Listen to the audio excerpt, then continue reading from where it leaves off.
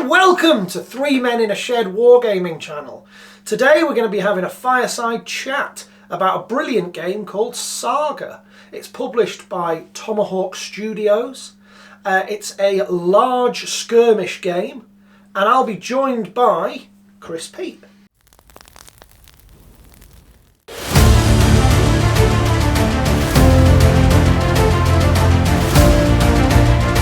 Well, it's good to be here. I'm looking forward to hearing a bit more about Saga. Fantastic.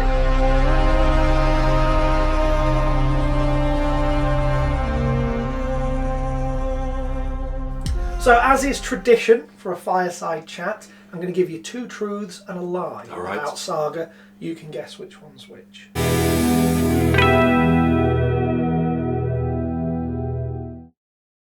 So, first of all, Saga is a game set exclusively in the Age of Vikings. Saga is a game that relies on using your specific army dice to your specific army battle board to generate your turn. Saga is a game with no bespoke miniatures, but miniatures available from so many different retailers. Mm-hmm. All right, so which one's a lie? I would say probably the. Oh, it's getting tense now, Chris. It's getting tense. Look at this. We'll have to upgrade the scoreboard after this one. Oh, I would say the third one, because I think even though it might be miniatures agnostic, I think there might actually be some miniatures that are specifically Saga miniatures. Don't know for sure, but... Well, technically speaking, I'm afraid it's actually the first one. Ah! So the third one, there are miniatures sold specifically for Saga. Yeah. Through Gripping Beast, actually, and they're lovely. You can buy them in war bands, point specific. It's really good. We'll get more into miniatures later. However, if you buy Saga as a core rule book, it's not like it comes with your box set like a Games Workshop product or something like that. What you have is those kind of miniatures that you can buy through them, but you also have huge amounts of historical miniatures. Anything in the 28mm scale will do for you. Right. So, yeah, it's actually the first one. So, Saga is not specifically set in the Age of Vikings. Once you've got your core rule book, you can buy the add-on book, if you like, for the Age of Vikings, which is what we're going to look at today. Or you can buy all of the different, including Age of Magic through into Fantasy, Age of Empires, and all of the different sort of time spans. It's quite nice. So, yeah.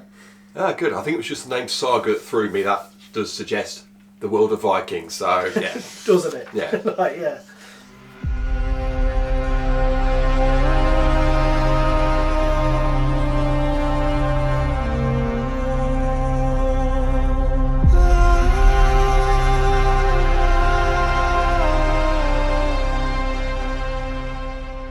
All right, well, sounds good so far, but what's it all about? How does this game work? Well, this is the part that was the big selling point for me getting into this game, is it's quite unique, or I certainly felt it was. So it is a you go, I go type system. You're going to activate your whole army, I'm going to activate mine. All right. Your army composition is going to be broken down into your warlord, some elite units called Hearthguard in the Age of Vikings supplement. You're going to have your warriors, which is your kind of mid-range soldiers. Right. You're going to have a few more of those per unit. And then you're going to have your levies. And your levies, you're going to have a huge amount of them, and they're quite rubbish at everything. That's what makes them charming. Right. But the real unique point about this game is that your turn isn't made up of a basic structure, as you'd be used to. All right. Instead, each army has a set of dice, a special little set of dice that have different rune marks on them. All right. I'm sure we're playing footage of that right now. Okay. Is that, are they D6s or D8s? Or? They are, yeah. So they're nicely coloured D6s with different symbols. Ah, right. So not the numbers on them. No, and the symbols will be bespoke to your army. Ah, so right. if you're playing as Vikings, you will have different runes on there. you'll have more chance of getting certain runes than others, because some are more powerful than others. Right. The reason for this, it links into the battle board. All right. Now, I mentioned a battle board earlier, but that is an A4 sheet with different abilities on it. And these different abilities are things you can do in your turn. So you roll your dice, you then put the dice on the battle board where you want them. So if there's a nice little symbol above an ability and you think, I want to do that this turn, it's going to smash face, you'll place your runic dice on there, and in your turn, you'll spend that dice to do that action. Right. And does each faction have their own battle board then? Yes, and that's the key bit for me that makes it so good, because obviously your troops are largely the same. There are some differences. Norman crossbowmen, for example. Shield maidens for Vikings. Berserkers, but we don't need to go into that. That's horrific. And that's how it'll go together. I think the other very, very good unique point about this is its management system of fatigue. All right, okay. How does that work? So as you're playing, obviously if I activate an ability on my Saga board, I can choose which unit to activate that on. So let's say it's something along the lines of I'm going to charge and get a bonus for charging, etc. I could use that on my elites, on my Hearthguard. I could use that on my warriors. I could even get my levies involved if I felt like it. This does mean, theoretically, you could use everything on your battle board in a turn on one unit. Right. You could have one unit forging a path across the entire battlefield. Right, okay. But everything they do after the first action will generate a point of fatigue. Right, okay. So that's like pushing your troops harder than they perhaps can take. Exactly. Right. So fatigue has quite a lot of modifiers, which again we'll talk about soon. But more importantly, you can only get to 3 fatigue. If you've got 3 fatigue, you are done. All you can do with that unit afterward is activate it to rest. Right. Which strips 1 fatigue off. Okay. You can imagine as well, if fatigue is going to have negatives in combat, especially around defence, then you don't particularly want an exhausted force. I see. So it's kind of a way to push your troops when you need that extra push, but there's consequences and you don't want to push them too hard. So yeah, I like that. Kind of a bit of management going on there, what you do with them, yeah. And what I really enjoy as well is that if you go into difficult terrain, or God forbid dangerous terrain, then you're going to start accumulating more and more fatigue. It's harder to move out. Right. By the time you get out, you're probably in someone's charge range. Yeah. And then your fatigue really starts to matter. So you've got 2 really strong original elements for me. You've got your battle board, where you're having to make key decisions about what you want to do before the turn starts. Right. And then you've also got to manage the fatigue across your army. Because the more fatigue that your small units accumulate, the weaker they're going to be, the more exposed they're going to be. And you're going to get to a point in the game where you can easily get overrun. So there's a real balancing act, a lot going on off the table that drives what happens on the table. And that felt like a really unique point to me for a large skirmish game. And I'm hoping you're going to see that as we play more games. Excellent. Looking forward to it.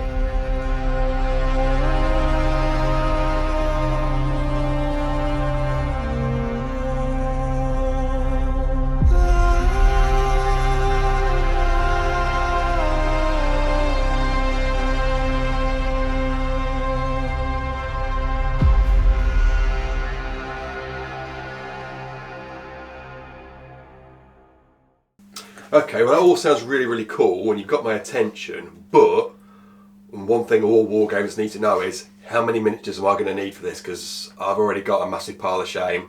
Not sure I want to be adding to it that much, but are we talking a massive army or small? How many do I need? So you buy your units by number. So if we were going to play a 6-point game, and that's about average, you'll need a warlord. That's free to your points cost. Right, okay. And it can also be your most fabulous, over-the-top miniature. Go wild on that. talking hero bases and that sort of thing. Absolutely. Hero rocks and things. Yeah, yeah, exactly that. Yeah. If you're buying some levies, 1 point will buy you 12 guys. Right. Okay. If you're buying warriors, 1 point will buy you 8 guys. Right. And Hearthguard or elites, 1 point will buy you 4. Right. Okay. So it comes to army composition.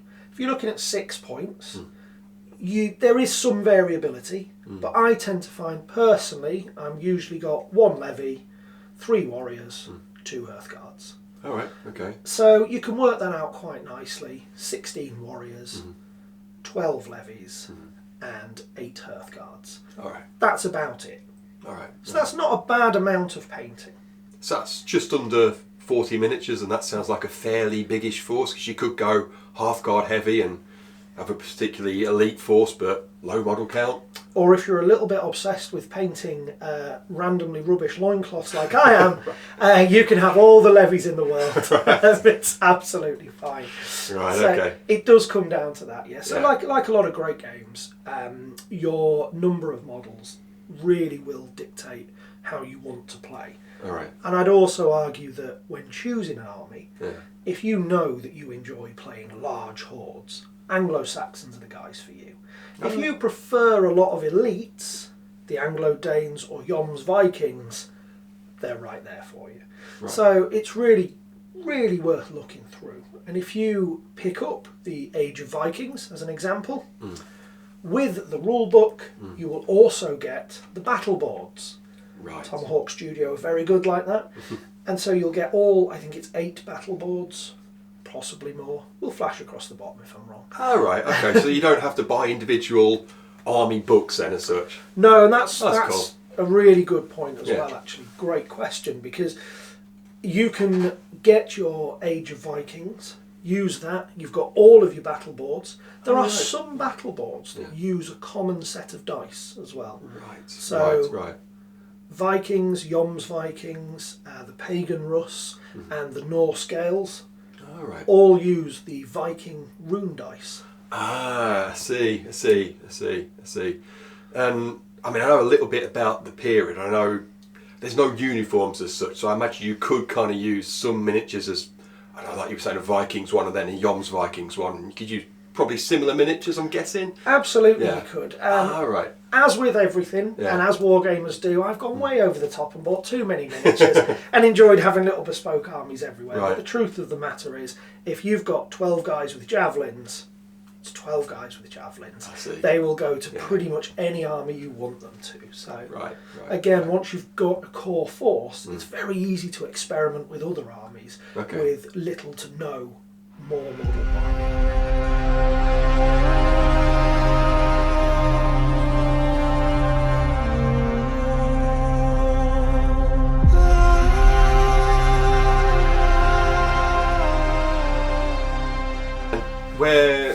Where do I go to get, I don't know, Vikings or Anglo-Saxons? Where's the best place to buy them from? The best place is going to come down to what you like. There are so many great manufacturers of Dark Age miniatures. In my collection alone, I've got some Gripping Beast models, a huge amount of Victrix models.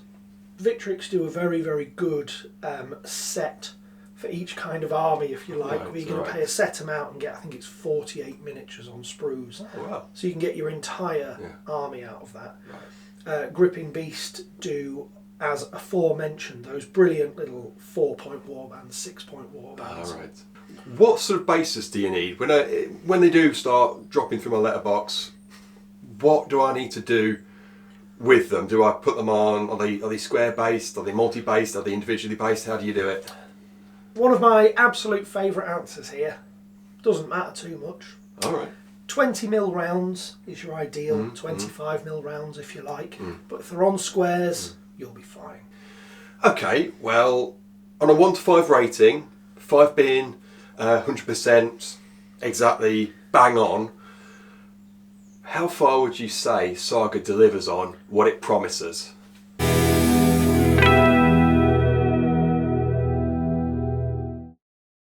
4.8. Wow. Incredibly close to what it wants to deliver. Yeah. It wants to give you a larger skirmish, really dynamic and interesting different factions, great fast flowing combat. Sometimes a game is harder to describe than it is to play, and I find it's very intuitive. The first time you roll those dice, allocate them to your board and get moving, that's it, you're in. Fancy setting up a game then? Give me a bit of a demo? As luck would have it, I've brought over my Welsh army and my Viking army, 6 points of each. Sounds like a great plan. Excellent. So on that note, thank you very much for joining me, Chris. Huge shout out to Tomahawk Studios for a game that I quite frankly can't leave alone at the moment. And until next time, thank you very much.